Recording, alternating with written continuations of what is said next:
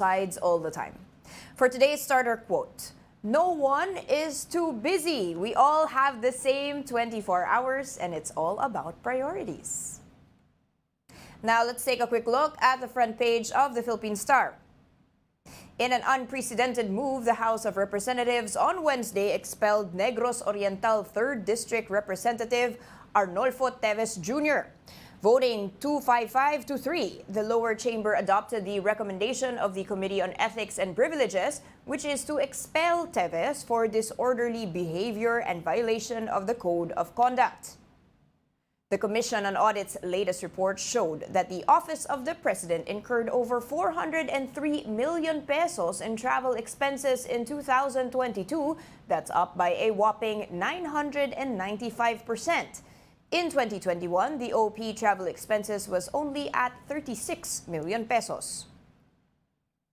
The Office of the Ombudsman dismissed Manila International Airport Authority Chief Cesar Chiong and Acting Assistant General Manager Irene Montalvo. That's after the officials have been found guilty of grave misconduct, abuse of authority, and conduct prejudicial to the best interests of the service.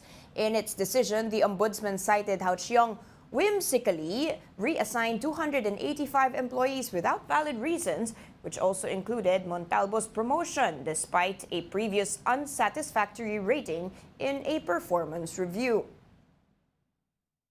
And reclamation projects in Manila Bay are contradicting the efforts to rehabilitate the area. That is according to the Department of Environment and Natural Resources, or the DENR. The agency is now looking into possible sanctions to those involved.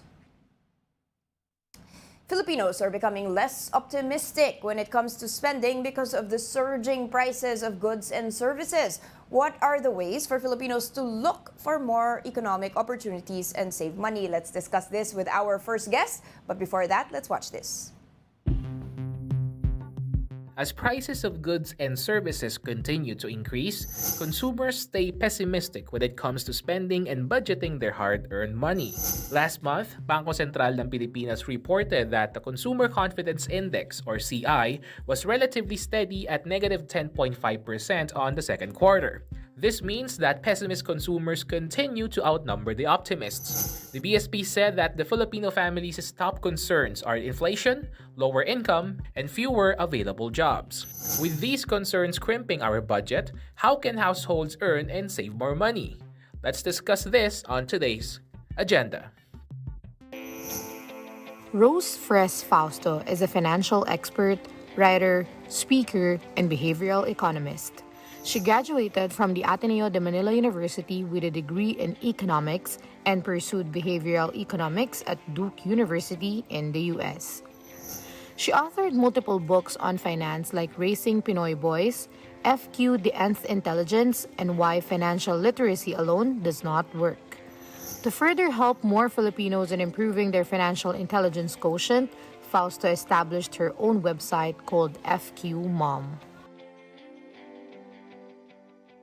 Show behavioral economist Rose Fausto. Good morning, Rose.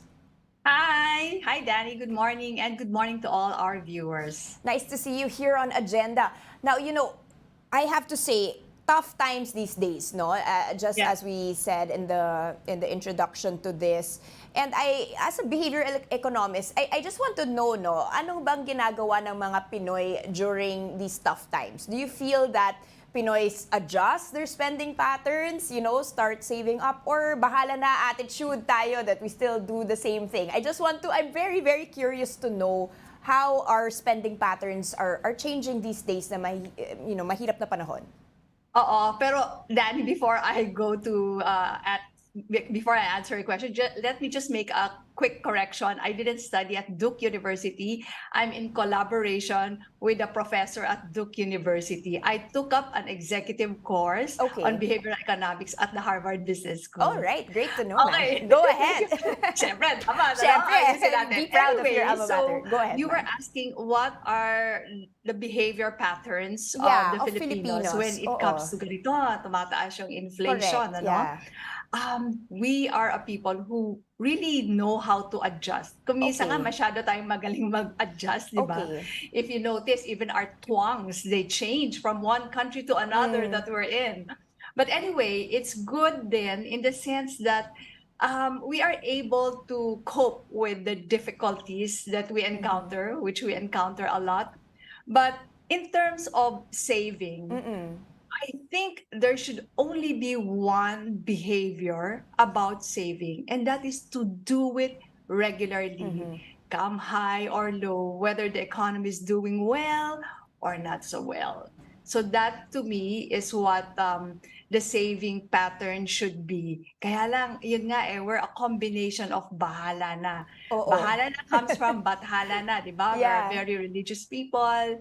A lot of us are Catholic, so para bang bahala na ang Diyos. But that has to be taken in the proper context because, belief in God doesn't mean that you will not do anything anymore.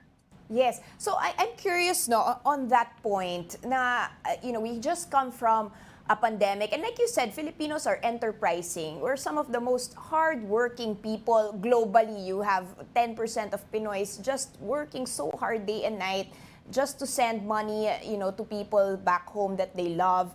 And then pandemic hits, and then nawawala ng trabaho, 'di ba? And then loved ones die. And then now it's a time where let's live life. Let's not be so miserable, 'di ba? Let's spend what we earned. It's time to enjoy life. How do we balance between that, no? Na parang ang hirap ng panahon, but also hirap naman that, 'di ba? Forever na lang taghirap, forever na lang nagtitipid. You're right, kasi it really has to be balanced. Hindi naman pwedeng laging hirap na kailangan mag-save pa rin kahit na ang sama-sama na ng loob mo, baka mamaya you're stressing yourself, dami mo ng cortisol sa katawan, magkakasakit ka, and then Correct. more gastos.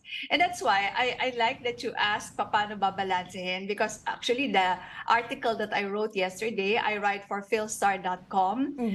It's called FQ, Financial Quotient. I wrote about ego depletion. Okay. So what is this ego depletion, no? And it's very nice for everyone out there watching us to also understand this. Di ba pagka minsan sinasabi natin, oy, si person A, ang galing-galing niya, lagi siya nagsisave, lagi siya nag-i-invest, ang sipag-sipag niya, etc. And we talk about it as if you are either a disciplined, self-controlled person or you are not. Okay. But the reality is, we have this what we call ego. And when I say ego, it's not the parang I'm so consumed of myself, I'm all about me. Hindi yung colloquial ego na ang lakas ng ego mo. It means our ability to make rational decision because our well-being is at a good level. Okay. Ego is a resource that can be used up. So pag sobrang gutom ka, sobrang stressed ka, masyado ka ng pagod na pagod, hindi mo na kayang mag-isip ng diretso. You cannot really decide rationally and behave accordingly. So we also have to watch out for that. And that's probably where you can now enter the picture of balansehin naman natin. Pag sobrang hirap na tayo, we have to treat ourselves once in a while para ibalik ulit natin yung ating ego level so that we can really decide rationally. That's a good point, no? So we all have the capability to make rational decisions, spending decision, investing decisions. But if we're not in the right frame of mind, then we don't have this capability. And speaking of right frame of mind, you've been looking at Filipinos' behaviors in saving and spending for many years now. Can you say that these behaviors are just so deeply cultural that it's so hard to change? Paano ba yan? Or have you seen throughout the years it's been improving, maybe with financial literacy efforts or globalization, we're able to have a different, more long-term mentality perhaps? Or are we still stuck there in the short-term, day-to-day struggle? It's very deeply rooted, but there has been very small gradual changes. No? Okay. And when we say what are these behaviors that are deeply rooted, we are very family-oriented, di ba? Para bang whoever is earning the most is expected to contribute the most. Correct. There's really nothing wrong with that. But it has to be on a temporary basis. Okay. What happens kasi is that, di ba, yung mga OFWs natin, we have a lot of them, millions of them, but they send almost everything back home without para bang setting aside for themselves already. And when they come back, a 60-year-old retirees na, no, there's really nothing to come back to kasi hindi nakapagtabi para sa sarili. But I do see gradual improvements among our OFWs now. They're trying to think of themselves na rin. They've been attending financial education workshops, but more than that, there really has to be a change in the behavior. Pati rin sa mga magulang, kahit wala tayong OFW, di ba yung mga nanay, tatay, parang all mine to give tayo sa mga anak natin. I don't know if you're married with children, but I am. But usually, I have 2 children, yan, ano? yeah. But you really have to look out for yourself. Para lang yan yung oxygen sa aeroplano. You have to put on your mask first before you can help anyone. That's how we should be viewing this. It's good to be family-oriented, to help each other, but never, ever forget yourself. You should not be making these decisions that will bring you into that vicious cycle na parang yung mga anak, umaasa sa magulang binibigay lahat and not setting aside for themselves. And when they retire, they will be now dependent on their children, making their children unable to set aside for themselves and also depend on their own children when the time comes. Huwag na natin gawin yun. Mahirap how to break that cycle, no? But speaking of which, on the topic of OFWs, you know, so many academics, like you studying this windfall income, it's such a rare thing, diba? Like suddenly, meron ka lang parang allowance that's X amount than what you would have earned if, diba, if your household were here. And so for children, napapaasa sila, diba? Where's my allowance? When can I get it? How can you change that behavior of the family, the dependency on so much windfall income? How do you practically change this and say, okay, mom, sa'yo na muna yung pera, di ba? Huwag dun ka muna I mean, paano po yun? It's so hard for me to, especially as, you know, as a child here in the Philippines and you have a parent working so hard abroad. Yeah, I'm glad that you asked about that. I really advocate that all families should talk about money openly in the family. Let's not leave it as the elephant in the room. Kasi kailangan, from the very beginning, you're talking about it na hindi siya melodramatic. Correct. Let's say you're in a hard-up situation. Treat it as something temporary and involve the children on a need-to-know basis so that they are also part of this project to bring us back to a good financial level. So I think that's one important thing to do. And start out your children early on with, if you decide, kasi there are 2 schools of thought here about allowance. One is that you just give allowance because, especially if you can afford it, diba, to train your children how to handle money. Correct. The other school of thought naman, your children have to work for money. So whatever you decide, kasi this is going to be according to your own values na, no? But try to already instill in them the first basic law of money, which is to pay yourself first. Okay. What do you mean by that? What do you mean by that? Yeah. Yeah, pay yourself first is the golden rule, sabi nga nila, in personal finance. Normally kasi, when we talk about saving, we always associate it with depriving ourselves, di ba? But the reality is, when you save, you prioritize yourself, particularly your future own self. So, instead of paying first, kung sino-sino yung mga supplier dyan na binibilan mo, set aside your savings already. I always advise you start with 20%. But if it's too much for you because you've been so used to 0%, you can start as low as 10 or even lower, but you have to move up. And as you earn more, your savings rate should also be increasing. Now, here's the thing, Danie, if there's only one thing that our viewers can bring home and apply today that will make their financial life a lot better, it is to automate that saving and That's a good investing. idea. And of course, that demands a certain level of financial literacy, diba? Because also a certain level of ability to know how to use the apps and how to, of course, having a bank account, inclusion, diba? I just wanted to ask on the savings issue. For our viewers here, what can we use savings for? I mean, and how long can we say, okay, I've saved this much na, it's been, I don't know, 5 months, 6 months, 1 year, I've done my 20%. Can I use that na ba to travel, to enjoy life, to buy a nice iPhone? What can I use the savings for? So let us help ourselves know what the usages should be. If you're saving for a trip, a vacation, then pangalanan mo yung account mo, di ba? So that you are not mingling everything. Even if it's just in the same account or in the same investment account, you have to already allocate, this is what I am saving for, so that you will also be able to give yourself a pat on the back pagka na-achieve mo na that amount that you really need for that vacation. But you should always have an emergency fund. Why? Now, from that pandemic, we all learned the importance of an emergency fund, di ba? Na hindi lang 3 months yan, 6 months. If you can have 1 year emergency fund, then have it. And put it in yung mga low interest account that you can easily withdraw. Marami na tayong ganun nun, di ba? Especially with digital banks and even money market placements for major banks. I don't want you to put that in your ATM because I don't want it to be super accessible such that kahit nag-sale lang, you can say, oh, emergency. Hindi po emergency ang sale, no? So put it in an interest-bearing na rin, pero hindi dapat yung mga investments that go up and down.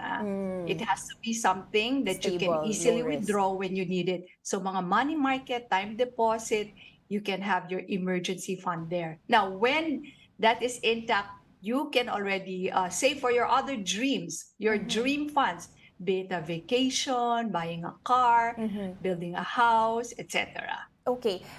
A big question that we have, as we mentioned, hard times. With inflation through the roof still, I mean, above 4%, it's gotten better, but at the time last year, it was crazy. Even if you go to the supermarket now, grabe. And the salaries haven't necessarily gone up for most people. The gasoline prices are so high. Can we still expect Filipinos right now, to be saving as much as we hope we used to before? And if not, what are the other practical tips that you have in times like these when it comes to saving? Yes, saving is hard when inflation always goes up. But as you said nga, from 5.4 in June, naging 4.7 na lang in July. So we're slowly improving. However, I'm sorry to say, but no matter what the inflation rate is, no you excuse. really have to save. Yeah, you really have to. And no for parents who are starting off their children into this financial journey, you have to treat it like brushing your teeth. Right, right. You just have to do it. Alam mo, Danie, my dream is that there will come a time when we will not, para bang magyayabang pa tayo, sasabihin natin, ay, saving, hindi ako marunong yan. Para mo nang sinasabing, ay, hindi ako nagtutoothbrush. Okay. Sana ganon. Okay. That's interesting. Saving should really be a part of our lifestyle, no matter what work you have, no matter how much, how little, how big your income is. There is no other way. And the automating that saving part and investing as well. Kasi hindi kaya lang ng pa-save, ha? All of this high inflation rate should teach us that lesson that we cannot rely on just saving alone. We have to invest in order to fight inflation. Anyway, when you automate it, it is just a one-time decision. You talk with your bank, wherever let's say your payroll is. I'm sure they have all of this, yung mga equity index funds, mga money market funds, dun nyo na po ilagay. So that whatever happens, for example, the stock market is crashing again or the economy has shut down again, it's already automated for you. Okay. You know, people kasi we like having Tama. choices. You still Yeah. have the choice Yeah. to disenroll. But because we Mahirap. are creatures of habit and that there is also what we call a default bias, it's going to be harder for us to stop saving and easier for us to continuously saving. There are so many behavioral biases that I discuss in my book. Okay. It's called Why Financial Education Does Not Work, back to back with the psychology of money. And when we know all of these biases, kasi meron tayo niyan in different degrees, Right. we will be able to protect ourselves from ourselves. We'll be able to come up with a design. Yeah, we need some level of technical support, no, to protect our own biases. Correct, Okay. correct. We will- Talking about Yes, go technical, ahead. may I just include this? Since, di ba, dati it was a lot harder to spend. The structure of our markets before was that it was easier to be a mindful spender. Di ba? At first, we needed to have the cash before we could spend. Okay. And then later on, we invented the credit card. So we Yeah. had to have the credit card, Wow. but we still had to dress up and go to the mall and use our card. We have to have that approval. And then ngayon, ano na nangyari? Everything is online. You can Exactly, do your nako. shopping 24/7 in your Crazy, pajamas.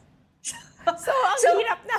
Since you have the technology working so well to make us spend as much, we can use that same technology To to make us also save. make us save That's and a invest great on a regular point. basis. Well, I'm gonna get back to you on that point, but first let's take a short break. We will be returning with Miss Rose Fausto. Keep it here on Agenda. We are One News, all sides, all the time.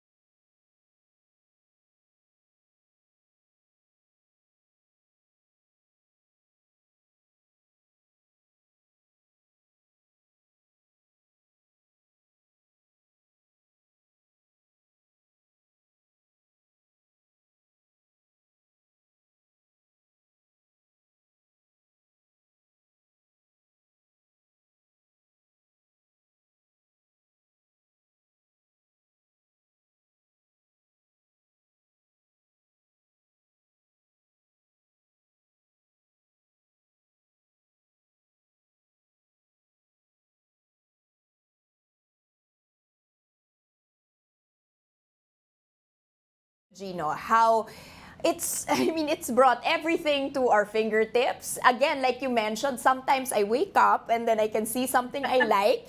I can buy it via, a payment platform very quickly, an e-wallet, and then have it delivered to my doorstep within 30, 40 minutes, diba? Via, our couriers, Lala Move, Grab, etc. So, how can we avoid falling into this trap? I mean, i-delete na lang ba yung mga apps na yan? Like you mentioned, there's so many biases there. The more we feed ourselves, the more we feel that we need these things with social media as well. How can we control this? Yeah, that's why it's also very good for us to really give ourselves a self-assessment nga, no? What are my weaknesses, no? Is it ego depletion? Okay. Do I spend a lot when I am in despair, hungry, or whatever, no? Do I Okay, have yeah. loss aversion, etc., Right. etc.? And if you find yourself really having a lot of issues on self-control, you really have to help yourself. Okay. Tanggalin mo sa app mo muna ang mga Okay. shopping apps na yan. Tanggalin sa iyong cellphone muna. Again, if you will need it, you can reinstall that app, but make it easier for yourself. So that's the thing, we should not always rely on ourselves to be that super, ako, kayang-kaya ko i-control yan. Come on. We are very Hindi kaya. emotional people. In the book nga, I discuss our two sides, our Yeah. rational or makatwirang mak side and our emotional emong side. So in the book, you score yourselves regarding these biases. And when you find out na yun talaga yung weakness mo, help yourself na. Huwag mo pahirap. Replace na lang those shopping apps with financial literacy apps, diba? Yeah. Oh my gosh, Tama. how we wish. Subscribe to fqmonk.com. Subscribe na lang. Magbasa na lang ng ibang. Neutralize.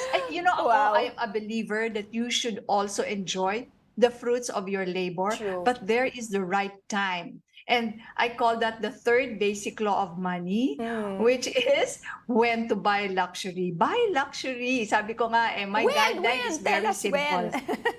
Buy luxury. Luxury, Okay. Hindi necessity. Buy luxury only if you can afford to buy 10 pieces of it. Wow. Wow nga. Mahirap. Wow. So, wag na lang. Mahirap yun. But you're right, ma'am. No, I wanted to discuss, though, because the way that, let's say, we are conditioned also, especially in these tough times, is magtulong-tulungan, di ba? If your friend has a business, especially in the Instagram culture, even the small brands, you want to support, you post it, you buy it. And in the same way, we're contributing to a consumerism culture, and that's why our economy is very based on consumption. But at the same time, kung hindi ka kakain sa labas, di wala ring sweldo yung mga tao doon. So how can we balance between, I want to help the economy, but I also want to save, and and if everybody naman doesn't spend, wala naman, diba? The economy is not gonna run. So how do we have this mindset on a practical level? What should we be doing? Okay, so let's start with the supporting your friend. That's a very good idea. And siguro, let's get rid of that habit na, oy, pahingi naman ng libre, oy, pa-discount naman. Lalo na kung good friend mo. Yeah. Support na, di ba? Oo. And then, in order to protect yourself, if you're saving and investing are already automated, then go. That's the beauty nga of automating that's it. true. Treat it like Yeah. a tax. Naka-deduct na talaga Oo. right from the start so that you can now freely spend the rest, whatever is left. So you see that beauty. Even me, I study investments, etc. I still automate. That's Because true. I know my own biases, I know my own weaknesses. Sometimes it's just a matter of, nakalimutan ko. I'll do it na lang later, tomorrow, next week. And then, it's there. Nakakalimutan, ang laki-laki nung naiwan sa payroll account mo, magagastos mo na. So, I go back to that basic thing again, You just have to automate it. You There need is help. no other way that That's you can really interesting. sustain saving and investing on yung magiging regular talaga siya no matter what happens. Automation. There has been a lot of behavioral studies on this. And if you ask all the great behavioral economists in the world, they will always say the best when it comes to preparing for old age, having a healthy financial life, is to automate your saving and investing. Okay. Ma'am, what's your advice no, for those that want to find additional income? Especially, we are actually a country with a lot of freelancers, a lot of people maabilidad, di ba? You have one income from here and then you have a small business from home. You're, I don't know, selling cookies, selling a lot of things, no? Is that okay, to not have to always find a stable source, a stable salary in this day and age? What's your advice to these kinds of people? Yeah. So this generation is different from my generation who preferred stable source of Correct. income. And you have to embrace that. But you Okay. have to be very careful because saving and investing becomes more difficult with the gig economy, so to speak, with Okay. something that's not stable. No? So if you are in this situation, you just have to be very knowledgeable of what is really my basic needs. What are how much in total monthly expenses do I really need? And when you have that in mind, whatever income comes in, you just have to figure out what you can commit to save and invest again on a regular basis. You now have to be more disciplined than your counterpart earning a stable income, because when you earn a lot, there's this propensity to spend more, di ba? Right, Parang right. deserve ko naman eh. But you deserve to save and invest more. You deserve to put away more because you don't know what's going to happen again next month. You don't know your income level next month. So what you can control are your expenses, di ba? So that's what you get hold of. Magtipid-tipid lang tayo. And then, when I said nga, the third basic law of money, when you're able to have that leeway already, when you can afford 10 pieces of that luxury you've been eyeing, then go and enjoy it. It is so much more pleasurable to enjoy your luxury when you know that you did not sacrifice any need. That's true, no? And like you mentioned, instead of maybe the 20% savings rate, could increase for this gig economy during the best times, diba? I mean, you should increase it a little bit more. Pwede mong 100% if you already kaya naman. covered your expenses from another source of income, diba? So ngayon, dapat mas magaling kayong mag-juggle pagka you're not earning stable income. Is that the trend that you're really seeing now, ma'am? Like, I'm just curious because you mentioned, no, it's a different generation now, and is this going to be how people make money? It's going to be a little bit more erratic, a little bit, less stable. People are choosing what they want more. The new generation, they don't want. They're quitting the jobs that they're not happy about, regardless of the income, diba? They'd rather earn less, suffer financially, but do something they want. Is this something new to you, or and how are we supposed to, especially as parents even, how are we supposed to help our children here? Parang all our advice on financial stability, maghanap ka ng trabaho, diba? Medyo hindi na siya masyadong valid. Yeah, I know. It's really a trend. Even among my sons, I have 3 sons. They're entrepreneurs as well. Okay. Unlike how we used to be, we wanted the stable job, the more major the company, the better, kasi the more stable it is. But yun nga, you just have to be more aware that you should be saving and investing, and you do not correlate your spending directly to how much you're earning on a month-to-month basis, because it is not stable. It is very erratic. But there's a good thing there also, no? The children now, they know how to follow their passion, but again, there is also a danger to overdoing the follow your passion, because sometimes it's misinterpreted as just doing something that you enjoy every single day. You're jumping for joy to go to work.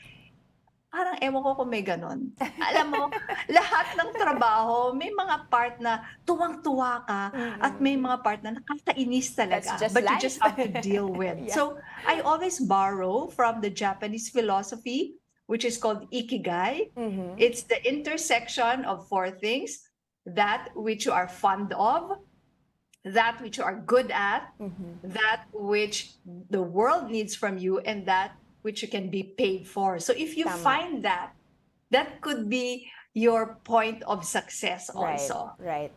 And that So would be lead very to good at more that. But financial remember, success. it's not Yeah. always jumping for joy. There are a lot of not so pleasant things that we True. have to do for all kinds of job. And that makes the good times sweeter, di ba? If it's Yes, if you yes, suffer, yeah, that's then when true. things are great, wow, ang sarap pala.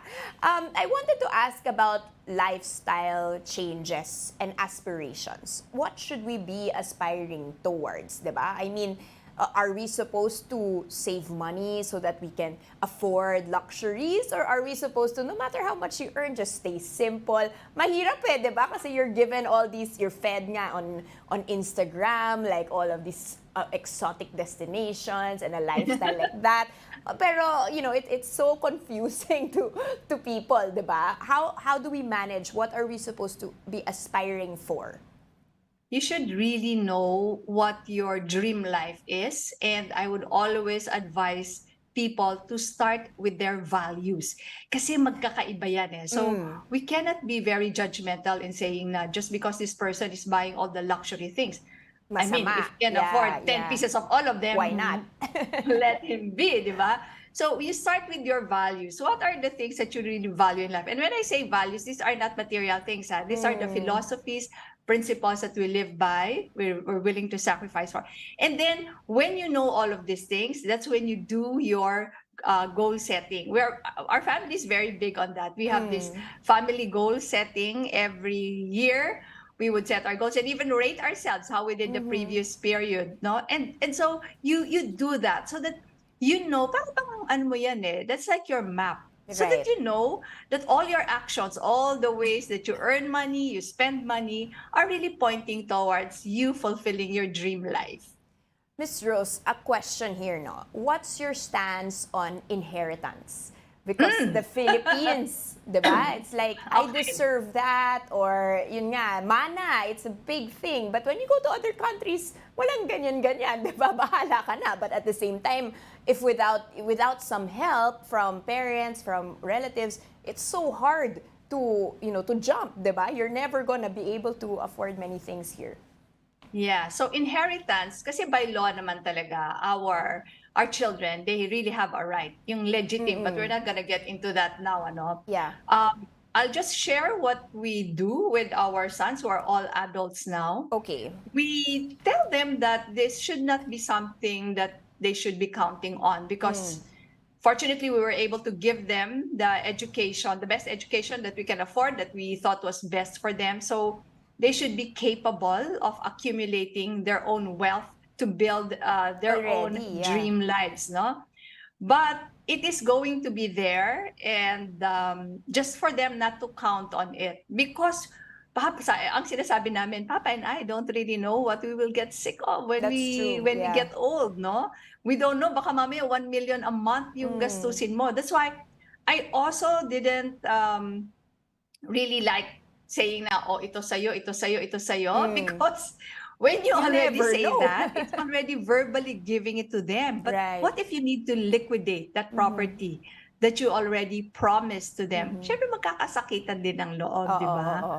Okay, so manage expectations. Manage, that's right. Manage let's all try to expectation save, of but your you children. never But it's know. okay to help.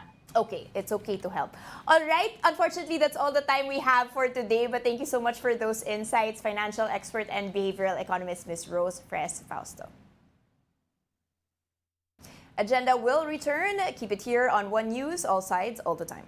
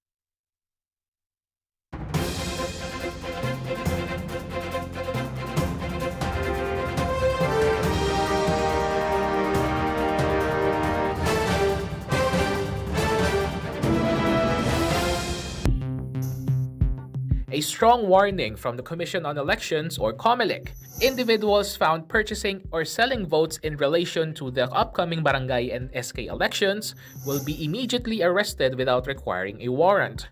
COMELEC Chairman Attorney George Garcia stressed that this new policy of warrantless arrest is a component of COMELEC's heightened effort to combat the practices of vote buying and selling. For example, an individual who will be caught carrying 500,000 pesos will be presumed to be involved in vote buying. Aside from this, a candidate gathering people will also be presumed involved in vote buying.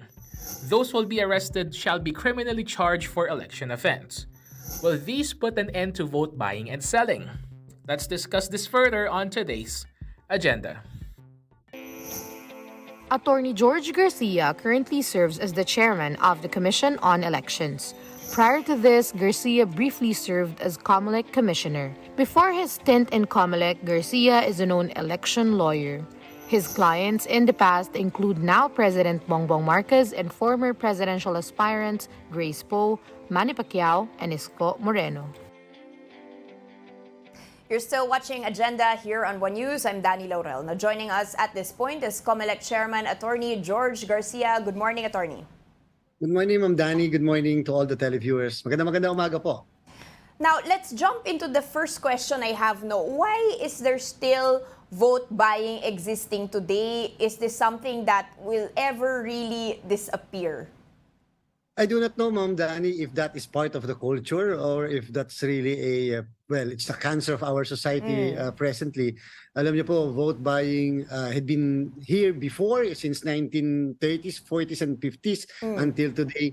So, siguro nga po because of the laws that we have. Until today, medyo madami pong loopholes yung batas natin. The laws that we have on vote buying is contained in the 1985 Omnibus Election Code. Take note, 1985 Election Code. Hello, we are now in 2023 and yet we're still applying and implementing the 1985 code. So there are so many ways by which you can vote by today. And so I think we should now amend immediately the existing law on vote buying. Yes, let's go through that law, What measures are currently in place? I imagine, the ones we flash on the screen, kung may dadalang 500,000 in cash, kung may tao. But like you said, pwede ng GCash, pwede ng online, di ba? Ang dami ng ways to have this. Does that cover food? Is that also vote buying if magbibigay ng pagkain? Give us a better idea on what is considered vote buying and what are the current regulations about these.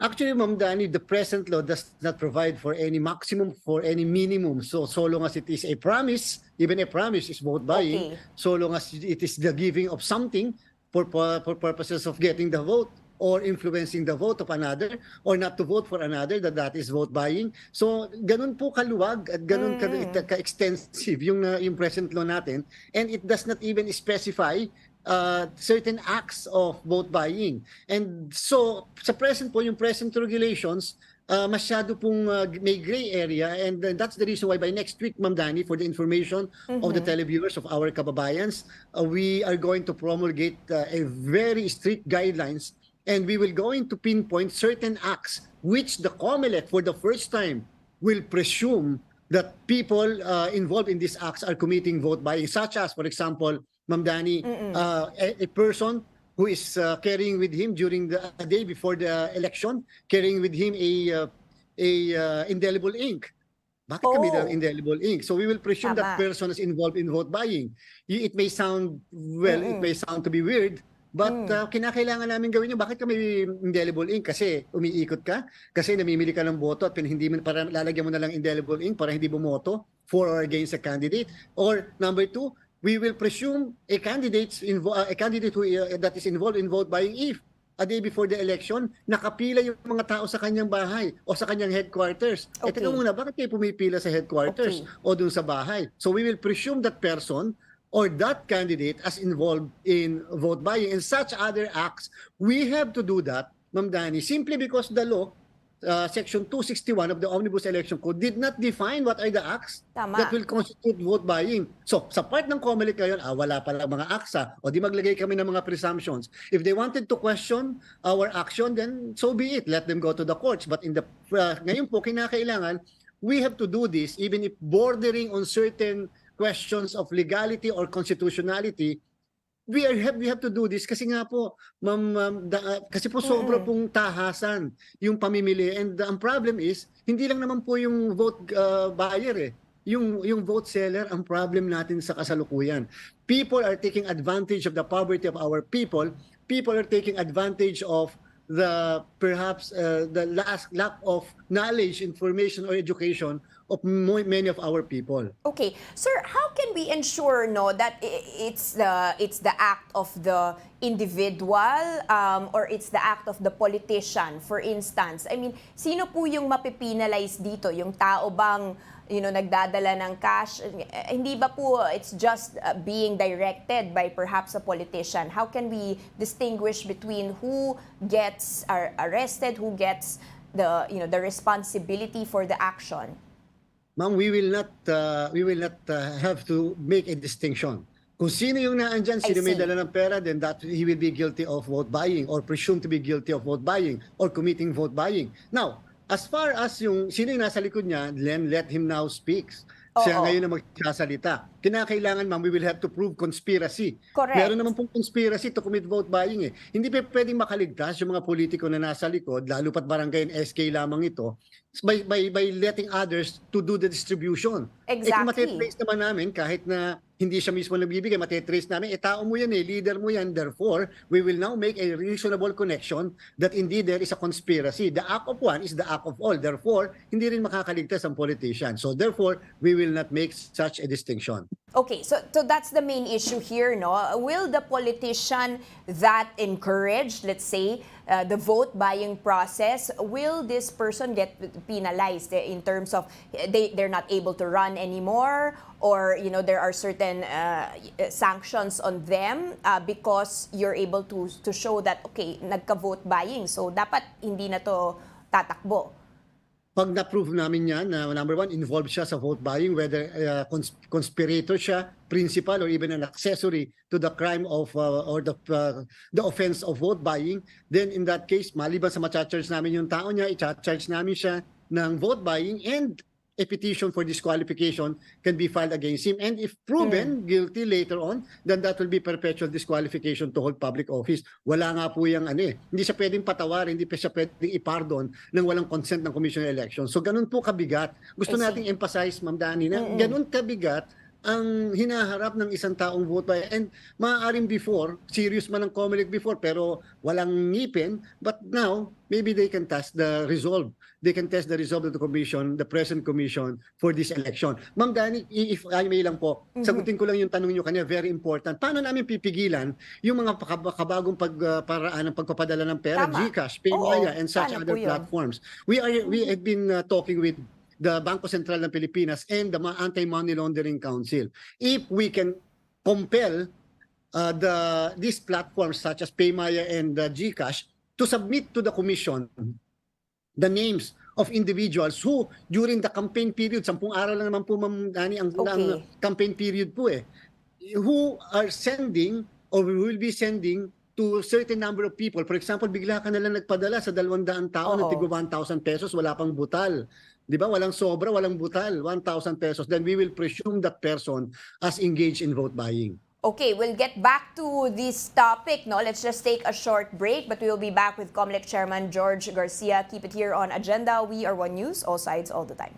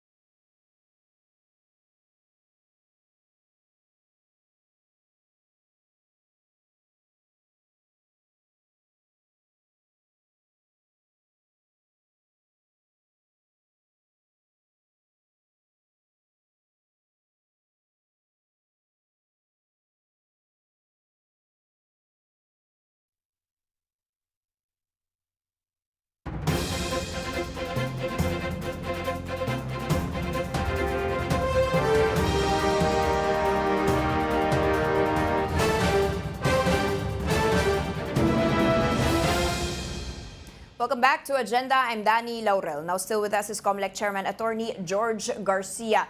Attorney, no, before the break, we were discussing the issue of iba na yung tools that we have now for vote buying. We can use the likes of GCash, of Maya to do this. And you were mentioning you might be cooperating with them, with the BSP. Let's dig a little bit into that, no, sir. Hindi ba po against data privacy laws po yan? Or paano po ba circumvent ang ability to get the data? This of course for people to really be scared to do such a thing? When we were discussing with these agencies, there were this initial resistance, definitely, simply because, according to them, vote buying is not a predicate crime. And we fully agree with that contention. But the problem is, we in the government cannot close our eyes to the commission of a crime. And it is always our resolve that regardless of the mandate of an agency, we must help one another. It must be a whole of government approach to eradicate a particular crime such as vote buying. And so what we are saying is, if your mandate does not provide or does not allow you to share information, especially in this case with the commission election, then easily under the Constitution we can always deputize just our agent. Remember, the COMELEC has such power during election period to deputize any agency of government just for us to be able to perform our duty of ensuring an honest and credible election. And therefore, if it will come to that, then we will have no choice but to exercise such power which is given to us by the Constitution. Okay. Sir, let's talk about the warrantless arrests, no, in connection to those that are presumed to be vote buying. How can we ensure that we are arresting the right people, hindi ba, innocent until proven guilty? But if we take assumptions like this, what if somebody makes a wrong arrest? Ma'am, there is a distinction muna between a warrantless arrest and a citizen's arrest. Doon muna tayo sa warrantless arrest. Warrantless arrest, of course, not new. It's always in our Constitution. It's always in our jurisprudence, decided by the Supreme Court several times. And the Supreme Court said, of course, the general rule is under the Constitution, under Article 3, Section 2, that you cannot arrest a person without warrant of arrest. Right. That's a general rule. But there are certain exceptions to the rule, as even the Supreme Court had admitted and in several cases had decided. Like, for example, the first exception is if the person to be arrested is caught in flagrante delicto. In layman's term, the person arrested is caught in the act. If a person is committing the crime of rape, ibig nyo sabihin, ma'am, pupunta po kayo sa RTC, sa court, para lang kumuha ng warrant of arrest para arrestin yung tao na in the act of committing the crime of rape. So hindi na po, you can easily arrest. If you are the law enforcer, you don't need to go to the courts. You need to arrest immediately because of the possibility that the crime will be committed and yung makakatakas po yung accused. Now, so ibig sabihin po, pwede po pala ang warrantless arrest basta po caught in flagrante delicto kung committing the act of vote buying. Now, ayun po ay directed sa law enforcement authorities. But how about an ordinary citizen? Kung yung ordinary citizen, malakas ang loob niya, malaki ang pangangatawan niya, maliit lang yung namimigay ng boto o namimili ng boto, can he arrest a person caught in front of him committing the crime of vote buying? The answer is yes. Even the Constitution and the Supreme Court had affirmed that a person, an ordinary citizen, can initiate what it calls as a warrantless arrest of a civilian. So meaning to say, a civilian arrest can be done. A citizen's arrest can be done. Question, is that legal? Yes, perfectly legal. If the person to be arrested is committing an act or a crime in front of him or yung caught in the act din, ma'am. Ang importante lang, pagka-aresto, dali mo kaagad sa pinakamalapit na police station so that mabook siya, maimbestigahan, and the proper case will be filed. Sir, is it a crime to sell your vote? Of course. Vote buying is not only an act by itself, by himself or by somebody.